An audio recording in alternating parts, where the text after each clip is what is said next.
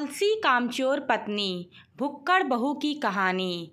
रामपुर नाम के एक छोटे से गांव में राजू नाम का एक गरीब किसान रहा करता था। राजू बहुत ही सीधा था। वो खेती करके अपना गुजारा चलाता था।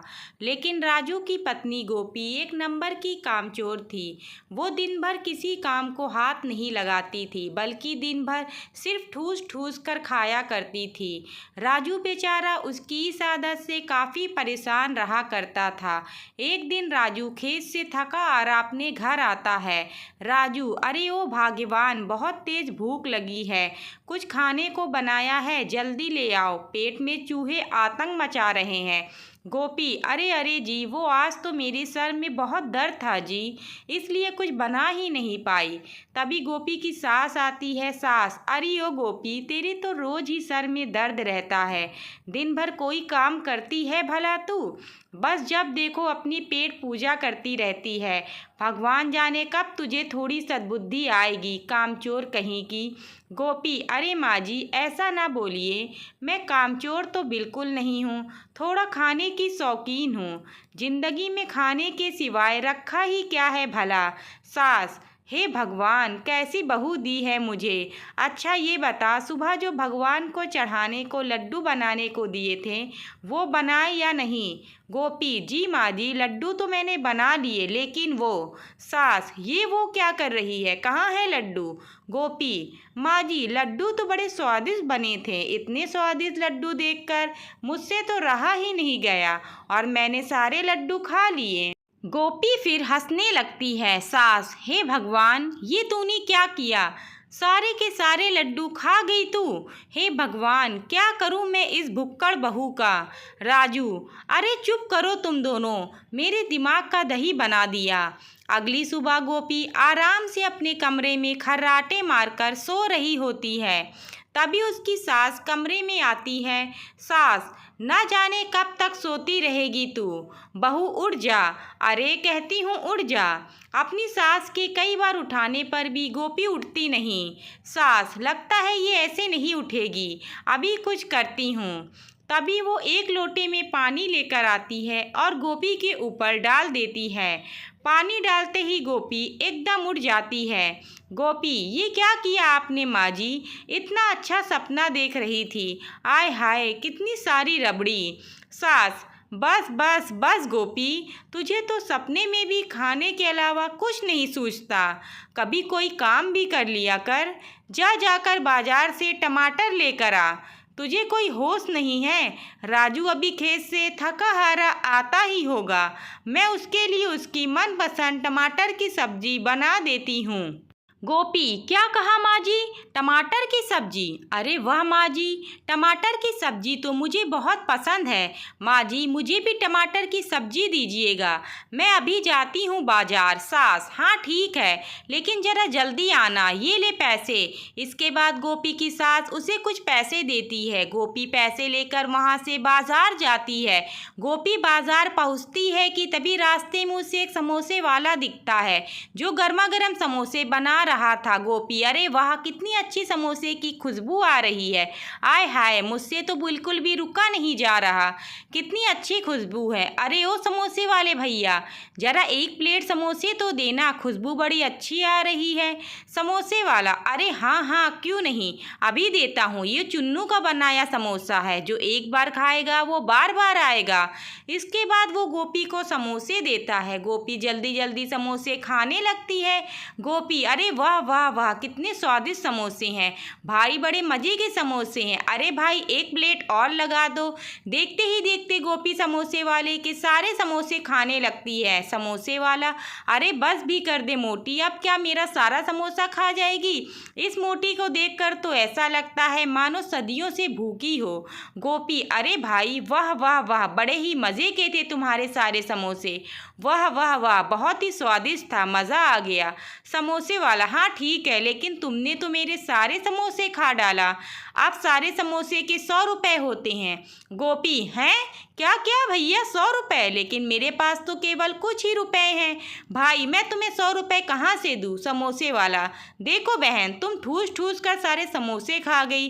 अब मैं कुछ नहीं जानता, मुझे मेरे पूरे रुपए चाहिए। गोपी, भैया अभी पूरे पैसे तो नहीं है मेरे पास, अभी तो मेरे पास जो पैसे है वो रखो, बाकी के पैसे तुम मेरे घर आकर ले जाना। यही गांव का सबसे नुक्कड़ वाला घर है मेरा।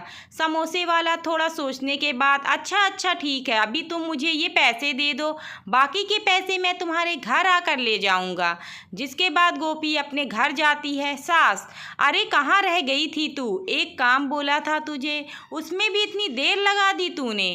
कहाँ है टमाटर? ला दे मुझे। गोपी, अरे माँ जी वो टमाटर तो मैं लाई ही नहीं। सास, अरे तो क्या करने भेजा था तुझे? हे भगवान, कैसी बहू दी है तूने मुझे, हाय। गोपी, अच्छा माँ जी, मैं बहुत थक गई हूँ, अपने कमरे में जाकर आराम करती हूँ। जिसके बाद गोपी वहाँ से चली जाती है। थोड़ी देर बाद समोसे वाला गोपी के घर आता है। समोसे वाला, अरे क्या कोई है इस घर में? तभी अंदर से गोपी की सास आती है। सास, अरे कौन हो भाई, क्यों चिल्ला रहे हो? समोसे वाला, माँ जी मैं चुन्नू समोसे वाला हूँ। आपकी बहू सुबह मेरी दुकान पर आई थी और मेरा सारा समोसा खा गई। मेरे समोसे के पूरे पैसे भी नहीं दिए, वही लेने आया हूँ। सास, हे भगवान, ये गोपी बहू भी ना अपनी आदत से कभी बाज नहीं आएगी। तभी वो गोपी को आवाज़ देती है। सास, अरे गोपी बाहर आ जल्दी। तभी गोपी बाहर आती है। सास, क्यों री गोपी, ये मैं क्या सुन रही हूँ? तू इस समोसे वाले का सारा समोसा खा गई? गोपी, जी माँ जी, आज सुबह जब आपने टमाटर लेने भेजा था ना मुझे, तो रास्ते में समोसे वाला दिख गया। इसकी गर्मा गर्म समोसे की खुशबू आते देख मुझसे रुका ही नहीं गया और मैं समोसे खा ली। अब माँ जी मैं खाने की तो शौकीन हूँ, आप तो जानती ही हैं। तभी वहाँ पर राजू आता। राजू, क्या बात है चुन्नू भाई, तुम यहाँ कैसे? सब ठीक तो है ना? सास, अरे इससे क्या पूछता है बेटा, मैं बताती हूँ। ये जो तेरी भुक्कड़ पत्नी है ना, जिसे दिन रात खाने के अलावा कुछ दिखता ही नहीं, इस समोसे वाले का सारा समोसा खा गई। अब उन्हीं के पैसे लेने आया है ये। राजू, अरे गोपी कितनी बार कहा है, अपनी जुबान पर थोड़ा काबू रखा करो। अच्छा चुन्नू तुम बताओ, कितने पैसे हुए तुम्हारे? समोसे वाला, कुछ ज़्यादा तो नहीं, बस 100 रुपये बनते हैं, वही दे दीजिए भैया। राजू, क्या कहा? 100 रुपये? इतनी तो मेरी एक दिन की आमदनी भी नहीं है भाई। समोसे वाला, देखो राजू भाई, अब वो सब मैं नहीं जानता, मेरे समोसे के इतने ही पैसे बनते हैं। राजू, अच्छा ठीक है भाई, देता हूँ। तभी वो अपने कुर्ते की जेब से उसे 100 रुपये देता है। जिसके बाद वो समोसे वाला वहाँ से चुपचाप चला जाता है। राजू, अरे गोपी ये क्या करती हो तुम? अब मैं इतने पैसे कहाँ से लाऊं भला? गोपी, मुझे माफ़ कर दीजिए जी, अब मैं क्या करूं? आप तो जानते ही हैं ना मैं खाने की कितनी शौकीन हूँ। सास, हाँ ये तो हम सब जानते हैं।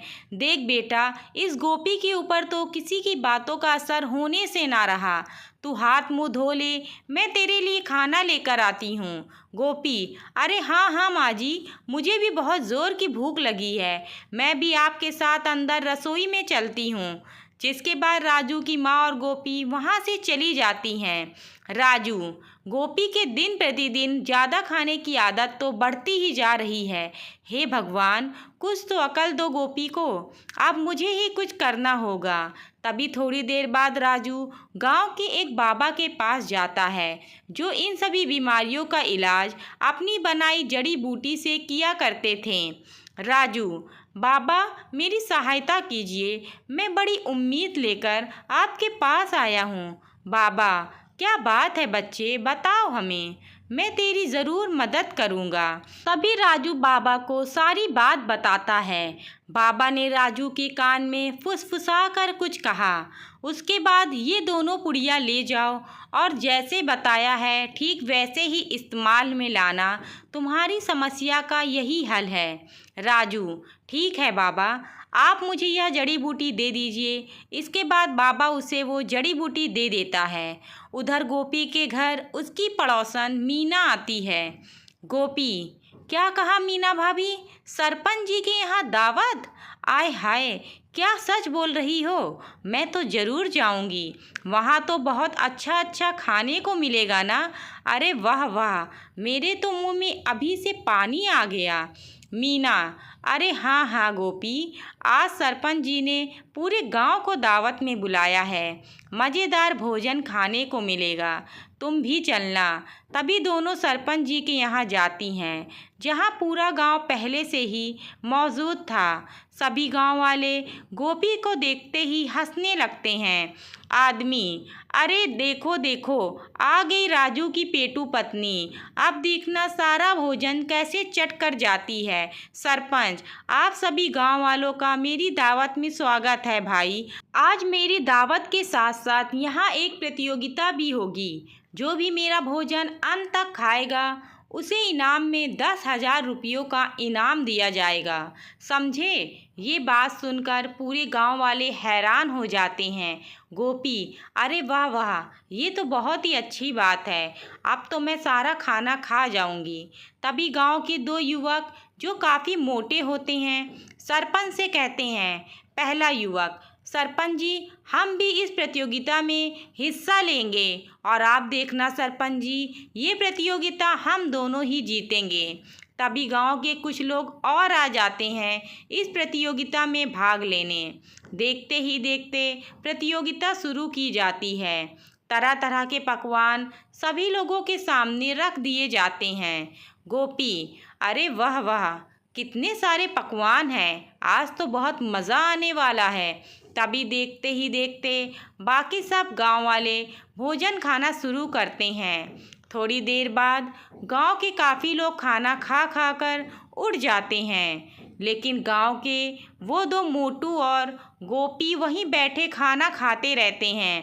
पहला युवक, आहा, बड़े मज़े का भोजन है भाई, वाह वाह वाह वाह, सरपंच जी मौज करा दी आपने तो, वाह वाह वाह वाह, अच्छा अच्छा, बस अब मेरा तो हो गया भाई, बस हो गया। और थोड़ी देर बाद ही दूसरा मोटू भी उठ जाता है, लेकिन गोपी वहाँ से उठने का नाम ही नहीं ले रही थी। बस खाए जा रही थी, खाए जा रही थी। सरपंच का पूरा भोजन अब खत्म होने वाला था। ये देखकर सरपंच बहुत दुखी हो जाता है। सरपंच मन में, अरे रे, ये मोटी तो खा ही जा रही है, ऐसे तो ये मेरे घर में थोड़ा भी भोजन नहीं छोड़ेगी। हे भगवान, अब क्या करूं मैं? तभी वहाँ पर राजू आता है और अपनी आँखों से सारा हाल देखता है।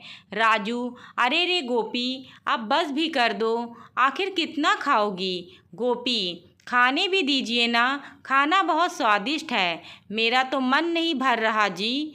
राजू मन में, लगता है गोपी को बाबा की दी जड़ी बूटी खिलानी ही होगी। तभी राजू सरपंच की रसोई में जाता है और देखता है वहाँ बहुत सारे पेड़े रखे हुए हैं। वो उन्हीं में जड़ी बूटी मिला देता है और उन पेड़ों को लेकर गोपी के पास जाता है। राजू, ये देखो गोपी, ये पेड़े भी खाओ, खाओ खाओ गोपी, पेड़े बहुत स्वादिष्ट हैं। गोपी, ये आपने अच्छा किया जी, बहुत अच्छा किया, पेड़े तो मुझे बहुत पसंद है।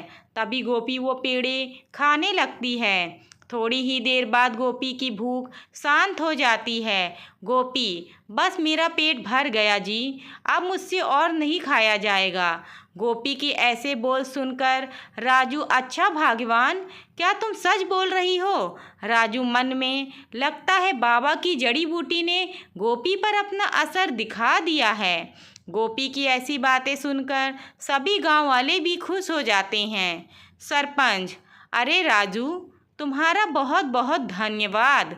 अगर तुम ये पेड़े लेकर नहीं आते तो तुम्हारी पत्नी तो मेरे घर का सारा राशन ही खा जाती। भाई, आज तो तुमने बचा लिया भाई।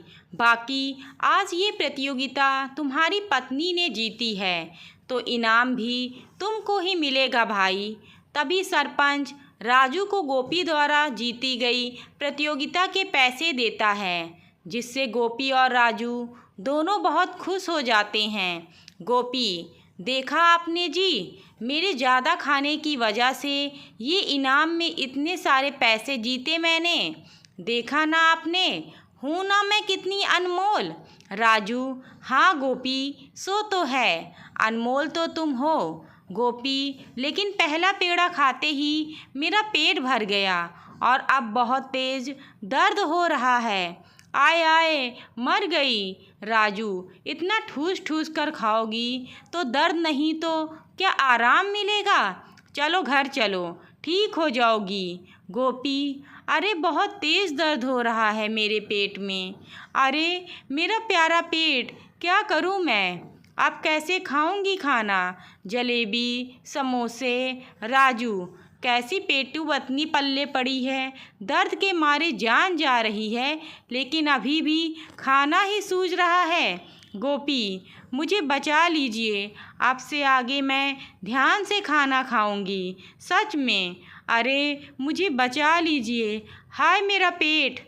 राजू बाबा की दी हुई एक और जड़ी बूटी की पुड़िया गोपी को खिलाता है, जिससे गोपी थोड़ी ही देर में सही हो जाती है। गोपी, आपने जो पुड़िया खिलाई उससे मेरा दर्द तो मानो गायब ही हो गया।